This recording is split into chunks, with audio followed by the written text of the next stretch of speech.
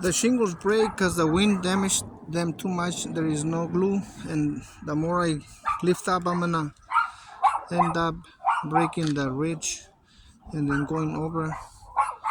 I don't know, but I don't want to keep on damaging more shingles because it's a liability for us. So please advise. Thank you.